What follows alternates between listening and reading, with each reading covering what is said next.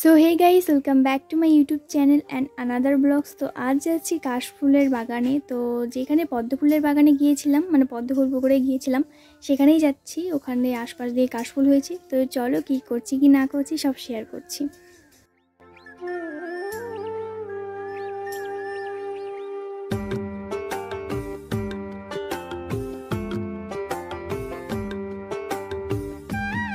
The next day. তো তারপরের দিন ছিল আমার আগমনের সুর। তো আমি কাশবাগানে গিয়েছিলাম কাশফুল আর পদ্মফুল আনতে। তো পদ্মফুল তো পাইনি, কাশফুল মানে একটু ঝরে ঝরে গিয়েছিল, তো সেগুলোই নিয়ে এসেছিলাম। ওগুলো আরোই ঝরে গেছে, ওগুলো দিয়ে কোনো কাজই হয়নি। তো এখানে আমার একটা দিদি, জেঠুর মেয়ে, তো ও আমাকে সাজিয়ে দিচ্ছিল। আর আমার আর একটা দিদি, তো ওকেও সাজিয়ে দিচ্ছিল আর আমাকেও সাজিয়ে দিচ্ছিল। তো চলো আজ কি করছি কি না করছি সবই দেখতে থাকো, স্কিপ না করে।